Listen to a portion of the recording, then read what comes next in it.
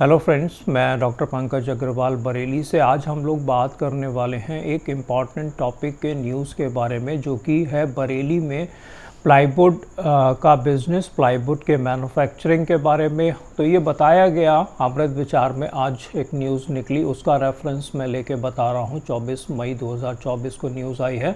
तो बताया गया कि बरेली डिस्ट्रिक्ट में लगभग 20 प्लाईवुड की फैक्ट्री हैं जो कि लगातार लॉस में जा रही हैं। उनका बिज़नेस अभी लगभग आधा रह गया है। उनका जो पर डे का प्रोडक्शन था वो लगभग 50 से 60 टन का बताया गया था, बट अब वो घट के लगभग आधा रह गया। उसका 3 मेन कारण बताए गए हैं जो हमें समझना चाहिए।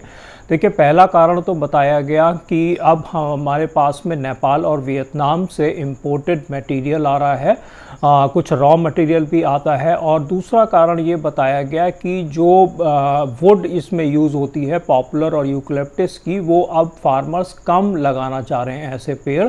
उसका भी रीज़न ये बताया गया कि कुछ मिडिल मैन आ गए आड़ती टाइप के, उन्होंने ज़्यादा कमीशन लेना शुरू कर दिया और फार्मर्स का प्रॉफिट कम होता चला गया।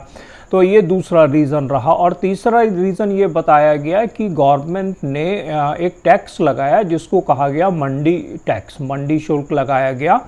और जो एसोसिएशन है वो ये भी बताती है, प्लाईवुड एसोसिएशन, की मंडी का शुल्क लगाना नहीं चाहिए इनको, ऐसा कोई शासन आदेश था, मगर उसके बावजूद भी वो मंडी शुल्क लगा रहे हैं। रॉ मटेरियल पे भी लग रहा है, बाहर से आने वाले रॉ मटेरियल पे भी लग रहा है, इंपोर्टेड रॉ मटेरियल पे, और जो फिनिश गुड्स है उस पे भी लग जाता है। तो ये 3 मेन रीजंस के मारे बरेली में प्लाईवुड इंडस्ट्री लगातार कम होती चली जा रही है। और उसमें ये भी बताया गया, केवल बरेली में ही नहीं, मतलब हरियाणा में बताया कि लगभग 80% जो फैक्ट्रीज थी प्लाईवुड की वो बंद हो चुकी। तो ये एक बड़ा इम्पॉर्टेंट हमारे लिए केस स्टडी है, एग्जाम्पल है बिजनेस एनवायरनमेंट से रिलेटेड, बिजनेस से रिलेटेड।